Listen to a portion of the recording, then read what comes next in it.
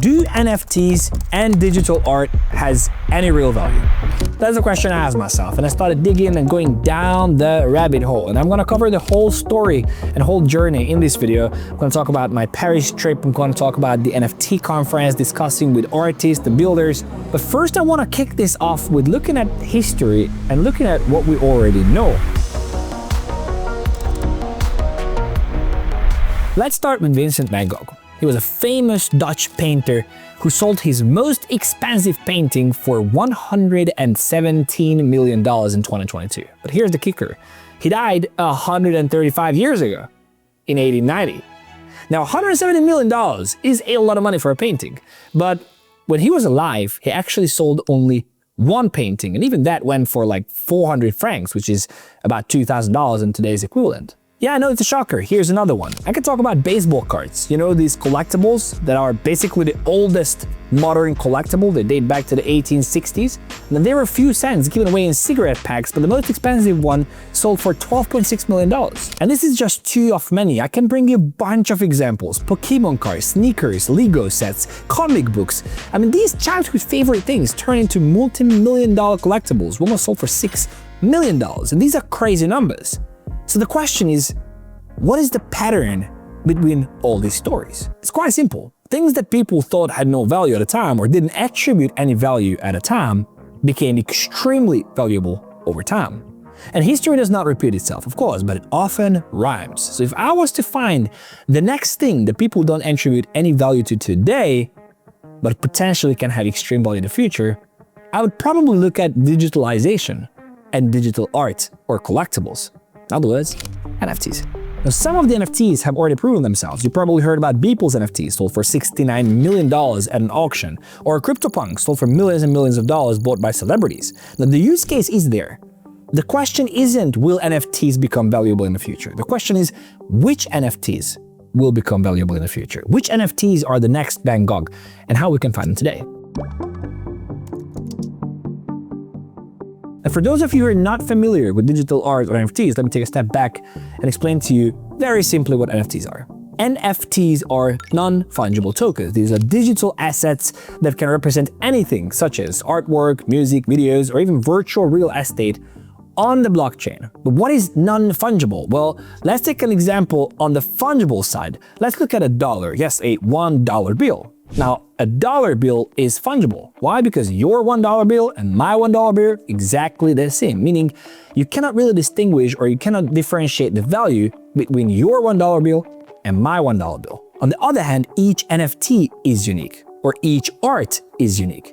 Your painting on the wall will not be the same as my painting on my wall, and this is exactly what gives NFTs any value. Now, if you digitalize and put real-world art onto the blockchain, that basically becomes an NFT, a unique, non-fungible token.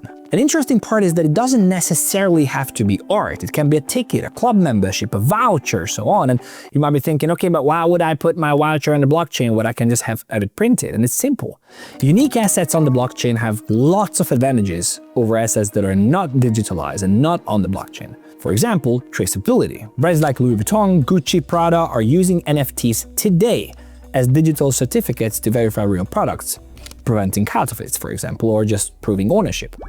Or you can look at accessibility. Thanks to the blockchain, anyone can purchase any art regardless of their location, status, currency. It is all digital, all liquid, available for anybody in the world. Or an example from my life can be our NFT collection, which is not for sale, but I do have a vlog documenting my journey towards $1 billion net worth. There's an episode coming out every week, and each episode has its unique NFT on the Bitcoin blockchain. Right now it's not for sale, but it's gonna be an incentive for people to watch the episodes and interact with us and become the part of the whole journey through these ordinal NFTs. The use case is clear on why would you have a membership or a voucher NFT on the blockchain. The question really is, why would you put art on the blockchain? So after I understood the history of paintings, baseball cards, and similar collectibles, I did some serious research to understand where to dig deeper and understand more. I want to learn more about art. Where should I go? It's definitely in Paris. Paris is an amazing city for art lovers. So yeah, I visited Paris. I came to Paris for the culture, I came to see real architecture Now again. I came to Paris to talk to real artists, to see where the history of art is, what gives value to any art, but yeah, I can't do this, bro. I came for the NFT conference. Let's go. Hear me out here. I went to the NFT conference because all the great minds get there, and I knew if I wanted to understand NFTs and their future potential, I have to be there and talk to these guys. Now, my main mission there was to talk to as many great minds as possible and as the best of the best in the NFT world. Now, before I show you the interview, I just want to stop and give a big shout out to Toby and Brian and the whole Ordinals team for inviting us to Paris and actually helping us understand the true potential behind Ordinals. You're going to learn all about it later in the video. Now, remember I mentioned that we have a collection on the Bitcoin blockchain? That was inscribed using OrdinalsBot. If you want to inscribe anything on the Bitcoin blockchain, you go to ordinalsbot.com, you click inscribe, drag and drop the file, and you are basically done. It's going to be on there forever. The best part is they have a marketplace called Trio where you can actually list your collections and show them to the world as well. Go and check them out. There is a link in the description. And now, let me show you the interview. What is Ordinals? Why Ordinals? What? It's the perfect way to have things stored on Bitcoin forever, right? Like it's the most permanent way to store data that you can possibly do. So from that point of view, I think Ordinals just make complete sense. So one of the things that you just said again is that they are the real NFTs. So someone yesterday told me that Ordinals are not NFTs. And I'm like, well, they're Ordinals. But I'm like, they're NFTs. No, they're Ordinals. What's the deal here? Are they NFTs or are they Ordinals? I think people don't like necessarily using the NFT term because Ordinals is trying to sort of rebuild its own thing. I think NFTs in general have a very bad reputation, right? Like it's sadly like they're not. They have a challenged reputation, a glorious concept, and in its first iteration was a bit too frothy, a bit too hyped. And so a lot of people in the Bitcoin space want to go ordinal. And I think that is important. But I think from my point of view, I think the concept of the NFT is brilliant. And the ordinal is the perfect manifestation of what an NFT should be. So there are a lot of advantages of other chains over Bitcoin when it comes to costs, when it comes to speed, when it comes to how do you see Bitcoin and ordinals being positioned in the whole NFT space? Yeah, and so I think that for us it's a feature, not a bug, right? For obvious reasons, like it basically means the cost actually makes people think about what they put on chain, right? Like so you can see in other ecosystems, it's questionable. When it's so cheap, just so much rubbish gets put on blockchains, it's unbelievable, right? On Bitcoin, actually, people have had to go like, I want to spend like $10 plus, right? Like we work on the big 4 megas with Mara. Like there's a whole element where putting things on Bitcoin really matters, and that just means that ordinals, almost by definition, capture the most high value stuff, which at the end of the day, because NFTs are all about permanence, that's exactly what you want. Now stop for a second. You might be wondering, what does he actually mean it's really on-chain? Are ETH NFTs not on-chain? Well, the short answer is not, but I'm not the right person to tell you the difference. Let me show you a snippet from another interview that answers exactly that question. The kind of dirty little secret of Solana and Ethereum NFTs is that it points to IPFS, and in some cases AWS, right, like a totally managed server, and those links will die categorically. Like, show me a website from 1993 with images in it. They're all dead images, just no one's hosting it anymore. So it's not on-chain forever. You know, I was just at an event earlier and the panel was talking about art on-chain, and I'm just like, I felt it screaming from the crowd, because it's like, that's not art on-chain. You've got a token on-chain, but the art's not on-chain. On the very first day, the Trio guys blew my mind and showed me something super important, and that is that most of the NFTs that are not on Bitcoin are not on-chain. You see, the NFT, the non-fungible token itself, is stored on the blockchain, but the digital asset it represents, like an image, a video, or an audio file, is typically stored off-chain due to the large size of these files and the cost of storing data directly on the blockchain. Now, meanwhile, ordinals, or ordinal NFTs, or NFTs on Bitcoin, are being stored directly on-chain, which makes them not only more secure, but gives them much more legacy. If you believe in Bitcoin, an immutable ledger held by 10,000 plus nodes computers, inscribing onto the Bitcoin blockchain, in other words, putting information, photos, or any other assets onto the Bitcoin blockchain, is the only way going forward. Now here's a fun fact. The first person who ever opened my eyes about NFTs in general was 𝗙𝗛𝗙𝗙𝗙. He worked with Apple, Louis Vuitton, and he was the CEO of Beats.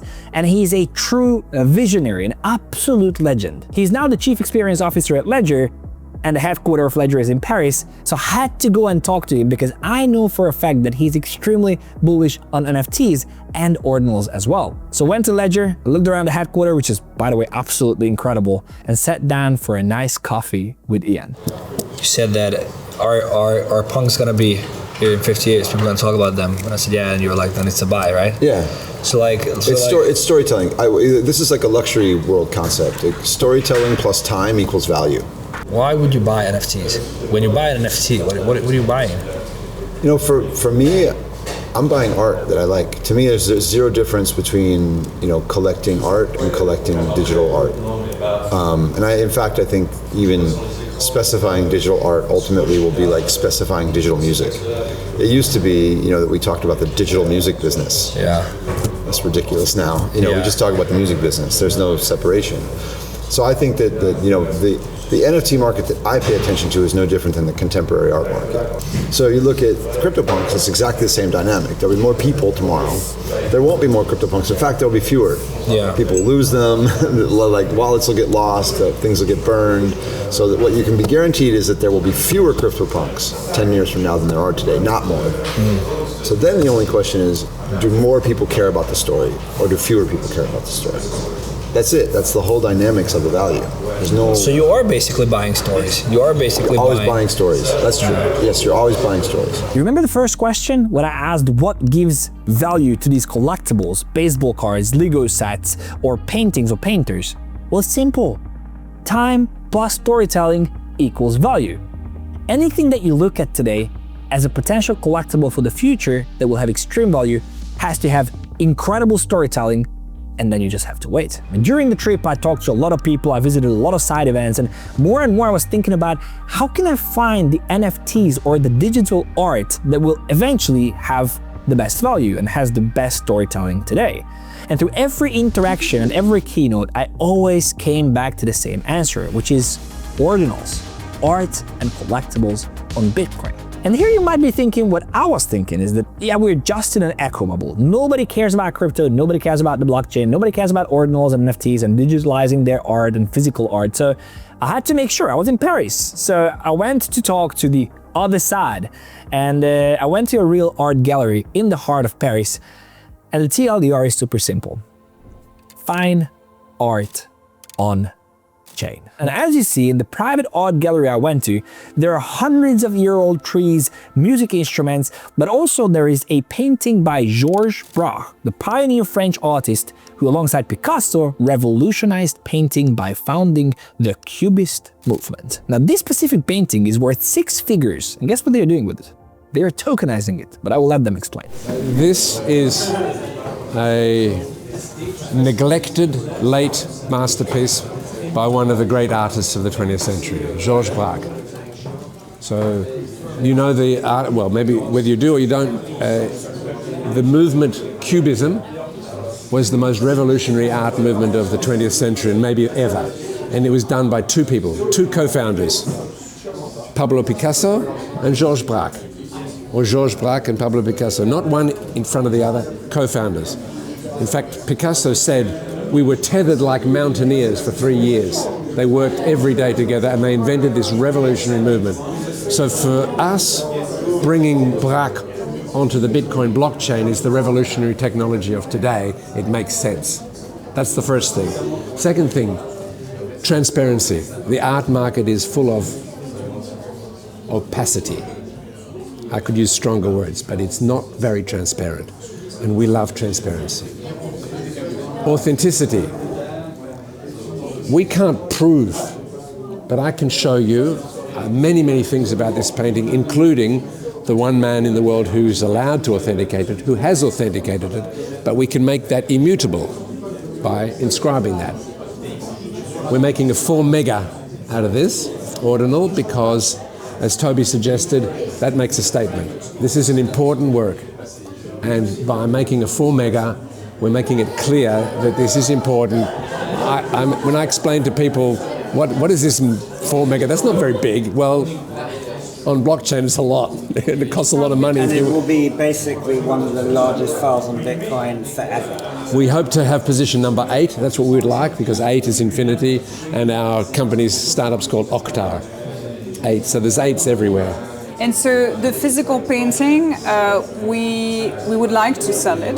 Yes, but we want to make more people understand it and spread the story, and the blockchain and Ordinals is probably the best way we can do it. Yep. So this whole thing confirms that not only us crypto bros think that there is unique potential behind Ordinals, but also the people who like traditional art, who collect traditional art. They're not only interested in tokenizing traditional art and putting it on the Bitcoin blockchain, but they're also interested in buying these collectibles. Now, I can't make time fly faster, and I don't even want to, but I can map out the main stories, the projects that have massive storytelling today in the Ordinal space. Now, on the NFT conference, I met Denny, who is the founder of On-Chain Monkeys, one of the most prominent Ordinals project out there. And Denny is an absolute legend, and again, from his perspective as a builder, he blew my mind. What is an NFT to you, other than a non-fungible token and an ordinal? Actually, NFT is very complex to me. I mean, well, one is it's literally a non-fungible token, as in there are lots of tokens, but some are fungible, some are non-fungible. So non-fungible is very broad, but we're focused on one type of NFT, which is art. This has to do with what we mean by digital art, a new type of art, where the art is basically the digital asset that's on the blockchain it's on, so on-chain. So it's actually very important that it's on-chain. It's a very new and conceptual thing. We're about on-chain art, and that's what On-Chain Monkey, when we created it, it was about on-chain art, on-chain generative art. And first on Ethereum, because Bitcoin Ordinals didn't exist a couple years ago, and we've been working on Bitcoin Ordinals for the last 2 years because it's a really nice protocol to do on-chain art on Bitcoin, which is also the Bitcoin is kind of the blockchain where where it's most valuable. It's a store of value blockchain. So art is also a long-term, store of value type of asset. And art on Bitcoin is a natural fit and something that's going to grow. Yeah, but what I'm thinking is like a lot of people probably think the same way, is that I have this collection, and then I have another 15 collection on an Ordinal, and I have hundreds of collections on Solana, and I have hundreds on Ethereum. Like, again, like I'm circling back on purpose to try to pick your brain on how do I decide what is the next Picasso? So it's what do they contribute, right? How do they grow the space? How do other people look at that work, right? Like, a lot of people can do paintings. There are a lot of painters out there, but certain painters have long-term value because they help grow a new movement. What we're seeing in society, the size of changes with the world today, I think, plus crypto, these two combine to have opportunity for some meaningful new art movement. And I think art on Bitcoin is going to be a meaningful art movement because of kind of just the built-in properties of this new medium for art, plus the wealth that's in Bitcoin, or also the Bitcoin nerds are going to be a lot wealthier, later this year, in a couple of years, and they're going to buy art. And then there's art on Bitcoin, which is stay on the ecosystem. Yeah. So as I told you at the beginning of the video, I set out with the quest to find out what the real value of NFTs are and what should I be buying, and here are my learnings. So, number one, NFTs must be on an immutable ledger if we really want to attribute value to them. On the blockchain, not on an IPFS server, but on the blockchain. Therefore, the only great solution is Ordinals. Not even talking about the fact that it is the Bitcoin blockchain. Second is there is a clear interest from traditional artists and art dealers to move towards digitalization. Now, high value art is most likely not going to be put on any shitcoin or any altcoin. It's most likely going to be on the mother coin, on Bitcoin, and therefore, again, the only solution is Ordinals. 3, storytelling plus time equals value. Storytelling plus time equals value. Ian said it fantastically. Now, finding the early stories now in the Ordinal space as they shape the way for inscribing things onto the Bitcoin blockchain, they bring innovation, they help future artists inscribe their art onto the blockchain using the technology these guys create, is most likely going to be one of the most valuable things you can ever get in the Ordinal space. You can think of them as the steam engines or the original Ford car. Before no distractions, and no second best. I was all on altcoins and meme coins and AI agents, and it doesn't matter. On a long enough time frame, it doesn't matter. It's Bitcoin and ordinals. And I'm shifting my focus fully. Of course, you can go out and make money with memes, and you should trade them, memes and altcoins and AI agents and all that, but all road leads back to Bitcoin. And if you are bullish on Bitcoin, you have to be bullish on ordinals. Why, you ask? It's very simple. Which one do you buy rather? A gold Rolex or a gold bar? You buy the gold bar, you put it in the safe, but if you want fine art and something that represents an additional value other than just gold, you buy a Rolex. And that's the same thing with ordinals, which are the leverage play on Bitcoin. And this is basically it. If you like this video and it gave you any value, please smash the like button and share it with your friends. And if you want to see more of these deep dives, please let me know in the comment section and I will be sure to bring you more. Make sure to subscribe to the channel, follow me on X, there's a link in the description, check out our partners, and I truly appreciate you. And I believe I'll see you in the next one.